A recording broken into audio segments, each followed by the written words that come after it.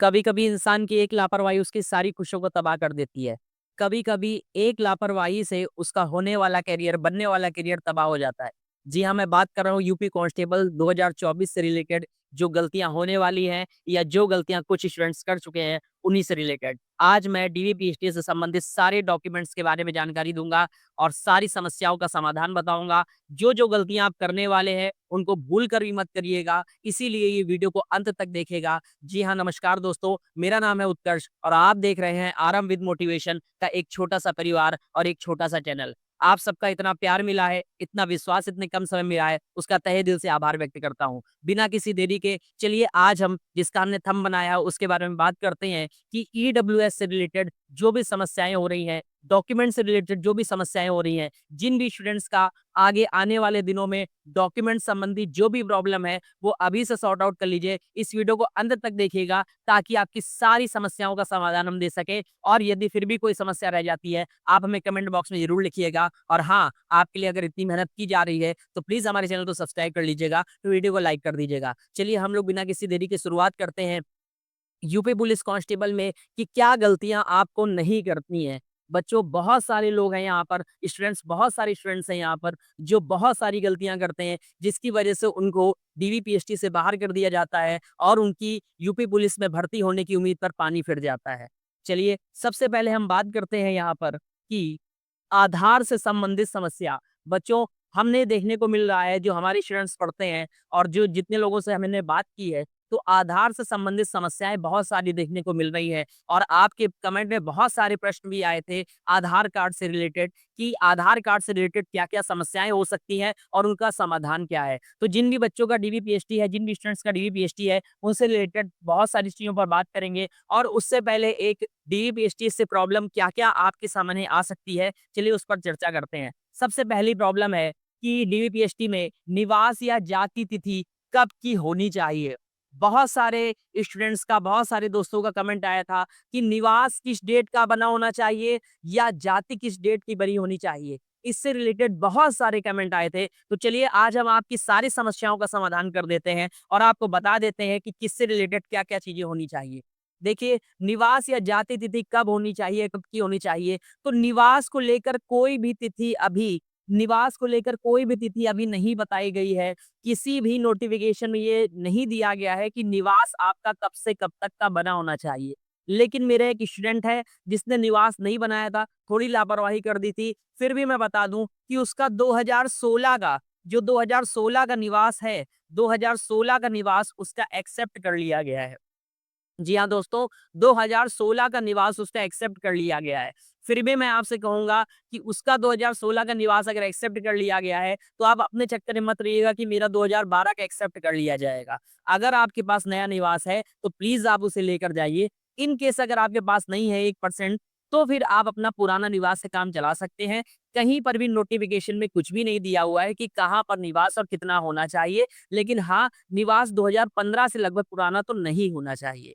चलिए अब बात करते हैं कि बहुत सारे स्टूडेंट्स का कमेंट आया था कि जाति प्रमाण पत्र की तिथि क्या होनी चाहिए? ओबीसी की, ईडब्ल्यूएस की और एससी-एसटी की। तो चलिए मैं आपको बता देता हूँ कि अगर ओबीसी की बात करें, तो ओबीसी की जो जाति प्रमाण पत्र की डेट है, वो 1 अप्रैल 2023 के बाद की होनी चाहिए और 16 जनवरी के पहले की होनी चाहिए। आपकी जाति प्रमाण पत्र ओबीसी का सर्टिफिकेट 1 अप्रैल 2023 के बाद का होना चाहिए और 16 जनवरी के पहले का होना चाहिए।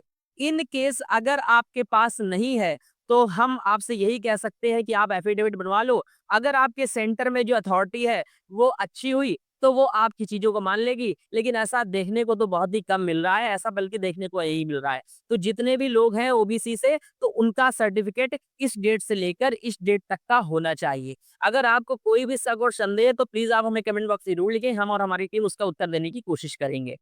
आगे देखते हैं एससी-एसटी का सर्टिफिकेट। तो आपको बता दें एससी-एसटी के सर्टिफिकेट को लेकर भी कोई डेट मेंशन नहीं की गई थी, कोई नोटिफ़िकेशन में कोई भी बात नहीं आई थी। फिर भी हम आपको बता देते हैं कि 16 वाले भी फिट हो रहे हैं। 2016 वाले भी फिट हो रहे हैं, इसका मतलब ये 2016 तक का एससी-एसटी का सर्टिफिकेट मान्य किया जा रहा है। लेकिन अगर आपके पास नया है, तो प्लीज़ मेरे कहने से आप नया ही लेकर जाइए, पुराना ले जाने से कोई फ़ायदा नहीं है। ठीक है? और नए की डेट कोई मेंशन नहीं है, लेकिन फिर भी जब आपने फॉर्म भरा होगा, उस वक़्त बनवाया होगा, तो आप उतना एससी-एसटी का सर्टिफिकेट ले जाइए। हम आपकी इस वीडियो को आप अंत तक देखिएगा, आपकी सारी समस्याओं का समाधान मिलेगा। आपको कहीं से किसी प्रकार का कोई भी क्वेश्चन नहीं रह जाएगा। लेकिन वीडियो को अंत तक ज़रूर देखिएगा और जितना हो सके इसे शेयर करिएगा ताकि और बच्चों तक पहुँच सके। दूसरी बात, सेंट्रल का मान्य नहीं है, ओबीसी या एससी सर्टिफिकेट सेंट्रल का मान्य नहीं हो रहा है। ये एक डेफिनिट बात है। इन केस आपके पास सेंट्रल का ही है, तो फिर उसमें कुछ भी नहीं किया जा सकता है। आप फिर भी डीवीपीएचटी देने जाइएगा और उसके बाद आप एक एफिडेविट ले जाइएगा। अगर वहाँ की अथॉरिटी अच्छी हुई, अधिकारी अच्छे हुए, तो हो सकता है आपका मान लें, आपको प्रोविज़नल फिट में डाल दें, ठीक है? बिना मोहर भी पास हो रहा है। बहुत से लोगों का ये कहना था कि मोहर नहीं लगी हुई है, क्या पास किया जा रहा है? जी हाँ, बिल्कुल पास किया जा रहा है। ओबीसी हो, एससी हो, एसटी हो, पास किया जा रहा है। इसमें किसी प्रकार की कोई समस्या नहीं है। तो मैंने आपको बताया ओबीसी, एससी, एसटी का सर्टिफिकेट कब से कब तक का होना चाहिए, तिथियाँ क्या हो सकती हैं। आगे देखते हैं, आगे क्या है? आगे है हमारे पास कि आधार से संबंधित समस्याएँ। बहुत बच्चों की ये समस्या आई थी कि आधार से संबंधित क्या समस्याएँ हैं और क्या-क्या उसका समाधान है। पहली बात, फिंगरप्रिंट आना चाहिए। ये एकदम इम्पोर्टेंट फैक्ट है कि आपकी दसों उँगलियों में से किसी भी एक उँगली का फिंगरप्रिंट ज़रूर आना चाहिए वहाँ पर। अगर राइट हैंड का नहीं आ रहा है तो लेफ्ट हैंड का आ जाए। मेरे एक स्टूडेंट के साथ यही हुआ है, उसका राइट हैंड का 2 बार नहीं लिया था तो उसका लेफ्ट हैंड का लग गया था। तो फिंगर आना अनिवार्य है, फिंगर ज़रूर आना चाहिए। आगे देखते हैं स्टूडेंट्स, फोटो से प्रॉब्लम नहीं है, यानी अगर आपकी फोटो धुंधली है, फोटो बहुत ज्यादा ब्लर हो गई है, तो उससे कोई इशू क्रिएट नहीं किया जा रहा है, उससे रिलेटेड कोई भी प्रॉब्लम नहीं है, तो आप निश्चिंत होकर जा सकते हैं, इसमें कोई भी डरने की बात नहीं है। दूसरी बात, नाम मेन लिखा होना चाहिए। जैसे मान लीजिए किसी का नाम रवि कुमार है और उसका नाम रवि लिखा हुआ है, हाई स्कूल की मार्कशीट में रवि कुमार है, तो उससे रिलेटेड कोई भी समस्या नहीं होने वाली है, आपको डरने की जरूरत नहीं है, बस आपका मेन नाम लिखा होना चाहिए। आगे देखिए, डीओबी सही होनी चाहिए, डेट ऑफ बर्थ आपकी बिल्कुल सही होनी चाहिए। इन केस अगर आपके आधार कार्ड में डेट ऑफ बर्थ गलत होती है, तो आप एक एफिडेविट जल्दी से जल्दी बनवा लीजिए और एफिडेविट लेकर जाएंगे, तब भी अथॉरिटी वहां पर मान्य कर देगी। ठीक है, आगे देखते हैं। आगे प्रोविज़नल फिट में डाल दे रहे हैं। तो प्रोविज़नल फिट में डाल दे रहे हैं, इसका मतलब क्या है? प्रोविज़नल फिट में डाल दिया जा रहा है, तो अभी हम आपको बताएँगे प्रोविज़नल फिट क्या है, ठीक है? और हाँ, अगर आधार कार्ड में आपकी माता का नाम गलत दिया है, सॉरी, पिता का नाम गलत दिया हुआ है, तो उसमें डरने की कोई बात नहीं है, एफिडेविट बनवा लीजिएगा, उससे कोई भी इश्यू ज़्यादा क्रिएट नहीं किया जा रहा है। चलिए वीडियो को आगे देखते हैं कि आगे और क्या-क्या समस्याएँ हैं। अब हम जानने की कोशिश करते हैं कि प्रोविज़नल फिट क्या है? जी हाँ, स्टूडेंट्स, इस चीज़ को बहुत गंभीरता से देखिएगा, क्योंकि बहुत सारे स्टूडेंट्स ऐसे हैं, बहुत सारे कमेंट ऐसे आए हैं हमारे पास, जहाँ पे ये बताया गया है कि भैया हमें प्रोविज़नल फिट में डाल दिया गया है। आखिर ये प्रोविज़नल फिट होता क्या है? और इससे सारे डाउट क्लियर कर देंगे, वीडियो को अंत तक ज़रूर देखिएगा। देखिए, प्रोविज़नल फिट में क्या होता है कि सबसे पहले ये प्रोविज़नल फिट हमें कहाँ देखने को मिला? ये बात हमें पता चली लखनऊ में हुआ है। लगभग 20% बच्चों को प्रोविज़नल फिट में डाला गया है। ये प्रोविज़नल फिट होता क्या है?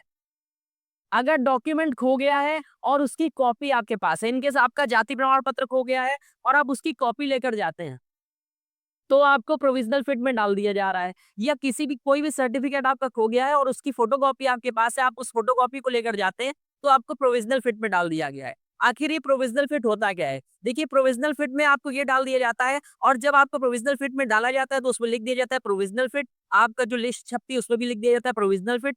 प्रोविज़नल फिट में डाले जाने के बाद जो भर्ती बोर्ड होता है, वो आपके सारे प्रमाण पत्रों की जाँच करेगा, सारे साक्ष्य की जाँच करेगा, सारे सबूतों को इकट्ठा करेगा कि जो आपने इन्फॉर्मेशन दी है, वो सही है या नहीं है। अगर आपकी इन्फॉर्मेशन सही है, अगर आपके आधार कार्ड में थोड़ी गड़बड़ी है या किसी भी चीज़ में डॉक्यूमेंट में कोई गड़बड़ी है, तो आपको प्रोविज़नल फिट में डाल दिया जा रहा है। तो प्रोन्नति बोर्ड आपका चेक करेगा कि आपके द्वारा दी गई जानकारियाँ सही हैं, तो प्रोविज़नल फिट में जाने का मतलब है कि 80% आपका सिलेक्शन हो चुका है, आपको डरने की कोई भी ज़रूरत नहीं है। अगर आपके द्वारा दिए गए सारे प्रमाण सही हैं, कुछ भी उसमें हेरा-फेरी 1% की नहीं है, तो भर्ती बोर्ड आपको निसंदेह पास कर देगा, इसमें डरने की कोई भी आवश्यकता नहीं है। तो प्रोविज़नल फिट से जो भी स्टूडेंट्स घबरा रहे थे, उनको डरने की कोई ज़रूरत नहीं है। जहाँ तक हमने पता किया है, प्रोविज़नल फिट में 80% चांस ये है कि आप सेलेक्ट हो जाएँगे, अगर आपके द्वारा दिए गए प्रमाण पत्र जो भी आपने कॉपीज़ वगैरह लगाई है, भर्ती बोर्ड उनकी जाँच करेगा और उसके बाद उसको सही कर देगा।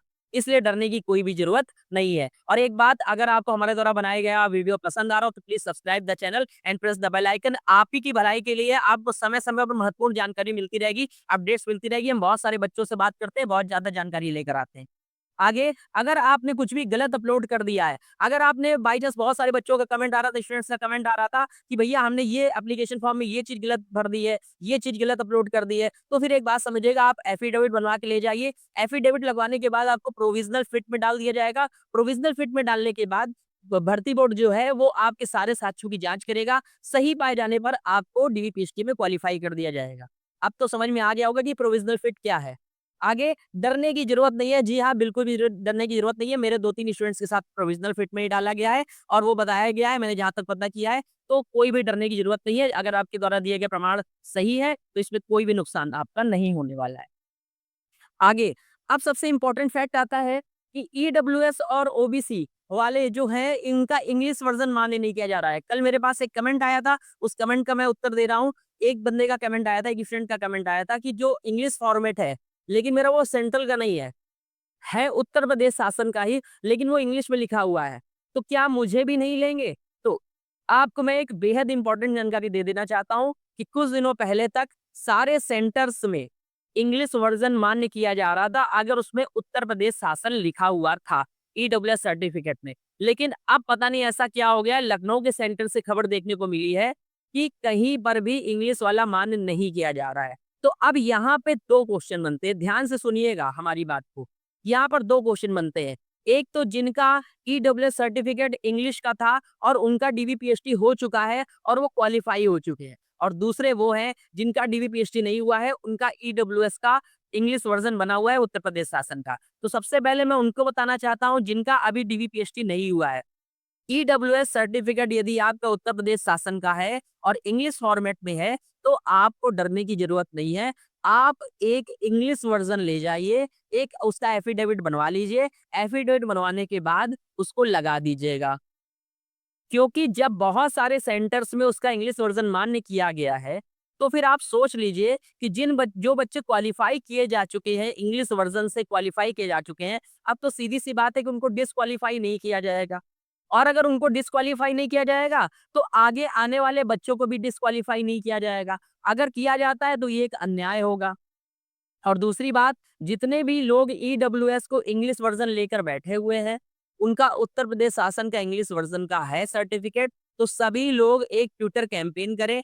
ट्विटर के माध्यम से भर्ती बोर्ड को ट्वीट करें और अपने जो भी प्रश्न हैं, जो भी समस्याएँ हैं, उनके समक्ष रखें कि मुझसे ईडब्ल्यूएस का इंग्लिश वर्ज़न ये है, कुछ छात्रों का मान्य कर लिया गया है, कृपया मेरा भी मान्य किया जाए। तो इसलिए जिनका हो चुका है, उनको भी डरने की ज़रूरत नहीं है, क्योंकि अब क्वालीफाई होने के बाद डिसक्वालीफाई तो नहीं किया जाएगा। और जिनका हुआ नहीं है, तो उनको भी डरने की ज़रूरत नहीं है, एक एफिडेविट लेकर जाइए, ईश्वर ने चाहा तो सब कुछ ठीक होगा, आपका हो जाएगा। ठीक है? दूसरी बात, अगर जिनका नहीं हुआ है तो प्लीज़ वो कमेंट में ज़रूर लिखें और ट्विटर के माध्यम से ट्वीट ज़रूर करिएगा उत्तर प्रदेश प्रोन्नति बोर्ड को।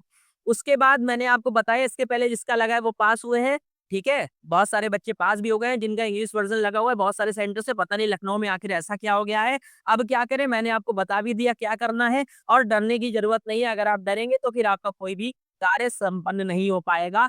अब सबसे आखिरी पॉइंट आता है डॉक्यूमेंट में गलती का। सभी स्टूडेंट्स ध्यान से सुनिएगा, क्योंकि आपकी ये जीवन की बात है। अगर आप वीडियो को 10-15 मिनट देख लेते हैं तो आपका कुछ घट नहीं जाएगा, बल्कि आपको जानकारी देखने को मिलेगी। डॉक्यूमेंट में यदि आपकी गलती है, यदि आपका नाम गलत है, यदि आपकी सबसे पहले अगर आपका नाम गलत है तो आप एफिडेविट बनवा लीजिएगा। दूसरी बात, अगर आपका माता का या पिता का नाम गलत है तो आपको डरने की ज़रूरत नहीं है। जितने भी सेंटर्स हैं, उसमें सभी प्रकार में माता या पिता का नाम अगर गलत है, तो उनको एक्सेप्ट किया जा रहा है। किसी प्रकार का कोई भी संदेह इसमें नहीं रह जाता है। तो आपको डरने की ज़रूरत नहीं है। माता या पिता का नाम अगर आपके डॉक्यूमेंट में गलत है, उसमें डरने की ज़रूरत नहीं है। यदि आपका नाम गलत है, तो आप एफिडेविट बनवा सकते हैं। एफिडेविट बनवाने के बाद आपको डीवीपीएचडी में क्वालीफाई कर दिया जाएगा। आपका बस एक बात याद रखिएगा, जो प्रमाण पत्र की संख्या है ना, वो एकदम करेक्ट बनी होनी चाहिए। अब सबसे इम्पोर्टेंट बात आती है, जिनकी हाइट और वेट कम है वो क्या करें? तो मैं आपको बता दूँ, मैं कानपुर से बिलॉन्ग करता हूँ, कानपुर में बहुत सारे स्टूडेंट्स को पढ़ाता हूँ। तो जिन भी स्टूडेंट्स का डीवीपीएचडी हुआ है, अभी तो मेरे यहाँ गर्ल्स का हुआ है, कुछ स्टूडेंट्स बॉयज़ का भी हुआ है। तो जो गर्ल्स का डीवीपीएचडी हुआ था, उसमें बता दूँ, एक लड़की थी रीतिका वर्मा, उसमें उसकी जो हाइट यहाँ पर आती थी वो लगभग 7 सेंटीमीटर के करीब आती थी, तो उसकी 0.3 कम थी, लेकिन वहाँ पर उसको 2 से 3 बार नापा गया था और विश्वास करिएगा कि कानपुर का स्टाफ इतना अच्छा है कि उन्होंने उसको 2-3 बार नापा और कोशिश पूरी की कि उसकी हाइट पूरी हो जाए। तो उसकी हाइट अंत में पूरी हो ही गई, 152 सेंटीमीटर हो ही गई, डिजिटल मशीन के द्वारा जब नापी गई तो। अब आप समझ लीजिए कितना कोऑपरेटिव स्टाफ है। लेकिन वहीं पर जब बॉयज़ का हुआ, तो कहीं न कहीं बॉयज़ की हाइट को थोड़ा दबा कर नापा जा रहा था और चेस्ट को बिल्कुल पॉइंट टू पॉइंट नापा जा रहा था। तो क मैं ये बताना चाहता हूँ, किसी-किसी सेंटर्स पे तो बहुत अच्छे अधिकारी मिल रहे हैं और किसी-किसी सेंटर्स पर बहुत ज़्यादा थोड़े से टाइट अधिकारी मिल रहे हैं, जो मतलब 0.1 भी कम होने पर आपको बाहर कर दे रहे हैं और कोई-कोई सेंटर ऐसा है जहाँ पर 0.5 सेंटीमीटर कम होने के बाद भी आपको अंदर कर दिया जा रहा है। तो बस मैं आपसे यही कहना चाहता हूँ कि मेहनत के साथ इंसान की किस्मत बहुत बड़ी चीज़ होती है। अगर आपका ईश्वर आपके साथ है, आपकी किस्मत आपके साथ है, तो आपको सेलेक्ट होने से कोई नहीं रोक सकता है। अगर आपके साथ भी अगर आपकी 0.1, 0.2, 0.3 सेंटीमीटर कम है और आपका सिलेक्शन नहीं हुआ है या हो गया है, तो आप हमें कमेंट बॉक्स में ज़रूर लिखिएगा। और आपको यूपी पुलिस कांस्टेबल से कोई भी अपडेट चाहिए, तो हमारे चैनल को सब्सक्राइब कर लीजिएगा, वीडियो को लाइक कर दीजिएगा। आपके लिए बहुत इंपॉर्टेंट न्यूज़ लेकर आते हैं, बहुत मेहनत करते हैं, तो प्लीज़ हमारे चैनल को सब्सक्राइब कर दीजिए। और हाँ, जिन भी बच्चों का हो चुका है, जिन भी स्टूडेंट्स का हो चुका है या नहीं हुआ है, प्लीज़ आप हमें कमेंट बॉक्स में ज़रूर लिखिए, कितने बच्चे पास हुए हैं डीओ पीएचडी में, कितने फेल हुए हैं। हम आपके लिए एक बहुत ही इम्पोर्टेंट वीडियो लेकर आने वाले हैं, प्लीज़ उस बेल आइकन को ऑन कर दीजिएगा ताकि आपको इम्पोर्टेंट न्यूज़ मिल सके। तब तक के लिए नमस्कार, जय हिंद।